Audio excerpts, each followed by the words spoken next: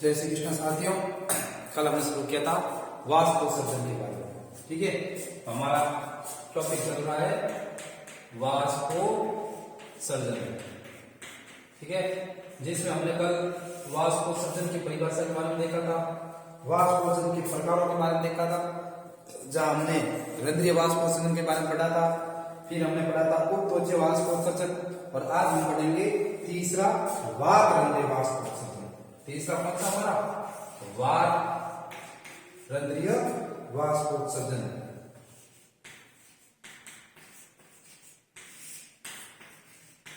वात रंध्रीय वाष्पोत्सर्जन। तो देखते हैं साथियों इसके बारे में, ये कैसे क्या इसमें होता है। तो हमने देखा था कि सबसे ज्यादा वाष्पोत्सर्जन की क्रिया है वो रंध्रीय वाष्पोत्सर्जन होती है, जो पत्तियों के ऊपर छोटे छोटे रंध्र होते हैं, जहां से लगभग 50 से 97% तक की मात्रा में वाष्पोत्सर्जन की प्रक्रिया होती है। दूसरा हमने देखा था वल्कुटीय, ठीक है, उपत्वचीय वाष्पोत्सर्जन, जिसे क्यूटिकल के बारे में जाना जाता है। तो क्यूटिकल वाले में, उपत्वचीय में देखा था कि जो मरुद्भिद पादप है, जो मरुद्भिद क्षेत्रों में, मरुस्थल वगैरह, तो मरुद्भिद पादपों में क्या होता है कि पत्तियों की बजाय जो उपत्वचा होती है, वो उपत्वचा के जहां से भी कटी फटी होती है वहां से जल की हानि होती है, और वह जल की हानि है वो वाष्पोत्सर्जन के रूप में काउंट होती है। और आज हमारा है वात रंध्रीय वाष्पोत्सर्जन।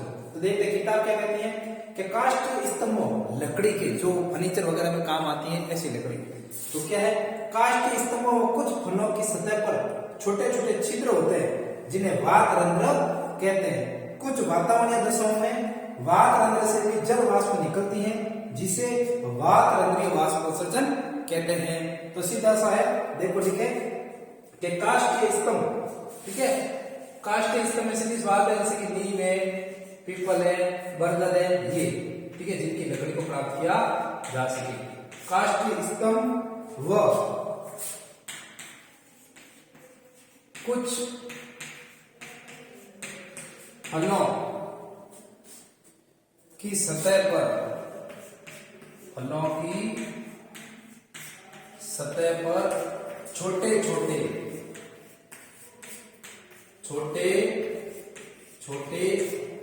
छिद्र होते हैं। क्या होते हैं? छिद्र, छोटे छोटे छिद्र होते हैं, जिन्हें, छोटे छोटे छिद्र होते हैं जिन्हें वात रंध्र कहते हैं। क्या कहते हैं? वात रंध्र, जिन्हें वात रंध्र कहते हैं। फिर देखो कुछ वातावरणीय दशाओं में, ठीक है, वात रंध्र कहते हैं।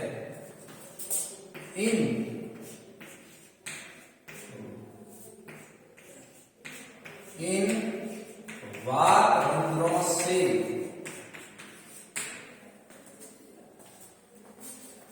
वातावरणीय दशा अनुसार,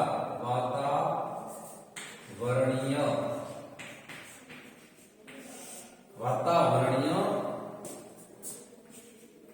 दशा अनुसार, वातावरणीय दशा अनुसार जल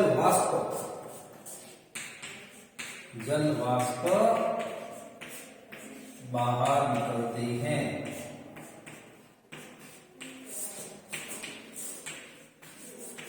बाहर निकलती है, ठीक है, बाहर निकलती है, जिसे बाहर निकलती है, जिसे वात रंध्रीय वाष्पोत्सर्जन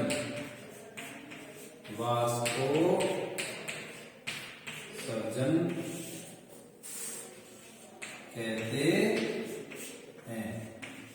तो इस प्रकार हमने वाष्पोत्सर्जन के बारे में पढ़ा।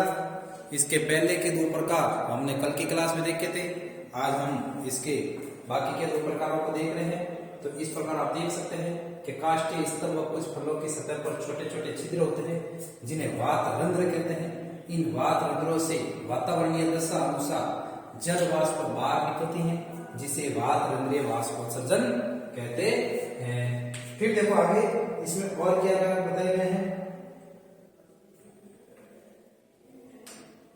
यह जो वाष्पोत्सर्जन की क्रिया है वो केवल 0%, ठीक है। तो आप यहां लिख भी सकते हो कि वातरंध्रीय वाष्पोत्सर्जन, वातरंध्रीय वाष्पोत्सर्जन की क्रिया,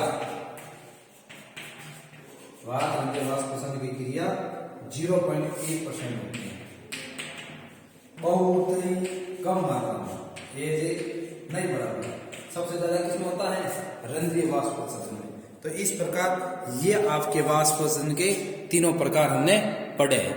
अब इसमें देखते हैं आगे और क्या है। तो इस प्रकार ये वाष्पोत्सर्जन के तीनों प्रकार। अब हम देखेंगे कि देखो हमने वाष्पोत्सर्जन की परिभाषा पढ़ ली, रंध्रीय वाष्पोत्सर्जन देख लिया, उपत्वचीय वाष्पोत्सर्जन देख लिया और वातरंध्रीय वाष्पोत्सर्जन पढ़ लिया। तीनों वाष्पोत्सर्जन के बारे में पढ़ लिया। अब हम इस टॉपिक में नेक्स्ट पढ़ेंगे रंध्रीय वाष्पोत्सर्जन की प्रक्रिया कैसे होती है। भाई अब रंध्रीय वाष्पोत्सर्जन किसके द्वारा होता है? पत्ती के द्वारा। किसके द्वारा होता है? पत्ती, लीफ के द्वारा होता है। अब इस लीफ के द्वारा होने वाले वाष्पोत्सर्जन की जो प्रक्रिया है हम देखेंगे। इस प्रक्रिया में हम ये देखेंगे कि जो पत्ती है वो किस प्रकार वाष्पोत्सर्जन की क्रिया का प्रमुख आधार बनाती है। पत्ती के प्रकार, उसके ऊपर आने वाले जो रंध्र है उन रंध्रों में भी, जैसे कि कई पत्तियां हैं अधोरंध्री होती हैं, कई उभयरंध्री होती हैं और कई अधिरंध्री होती हैं। तो इन 3-4 प्रकार के जो पत्तियों के प्रकार है इनको पढ़ेंगे। फिर रंध्र की गति के भाई रंध्र कहीं पर थोड़े ज्यादा खुलते हैं, कहीं कम खुलते हैं। तो इन पूरी प्रक्रिया के बारे में हम इस टॉपिक में नेक्स्ट में देखेंगे कि किस प्रकार जो रंध्रीय वाष्पोत्सर्जन है उसकी संपूर्ण प्रक्रिया दोहराई जाती है और उसको पढ़ेंगे। तो अब तक का जो हमने पढ़ा है ये आपको टॉपिक अच्छे से याद करना है। अब कल की क्लास में हम क्या करेंगे, मैं छोटे छोटे इसलिए दे रहा हूँ कि ये टॉपिक इंपोर्टेंट है, थोड़ा क्लिष्ट शब्द रहते हैं जो आपको समझने में भी समस्या कर सकते हैं, इसलिए हम इसको आराम से देख रहे हैं। अब कल की क्लास में हम पढ़ेंगे रंध्रीय वाष्पोत्सर्जन के बारे में, जिसमें पत्ती के प्रकार, रंध्र की संरचना और फिर नेक्स्ट देखेंगे रंध्र गति की क्रिया। तो इस प्रकार ये हम हमारा टॉपिक पूर्ण करेंगे। ओके साथियों, जय श्री कृष्णा। और जितना आपको बता दिया है इसको आप एक बार पुनः पढ़ें, कारण कि रंध्रीय वाष्पोत्सर्जन की प्रक्रिया पूर्ण रूप से एक साथ पढ़ेंगे, ताकि आपको उसमें कभी क्लास में से वो निकाल के देखना चाहो तो भी आप आराम से उसको रीड कर सकते हो। ओके, जय श्री कृष्णा।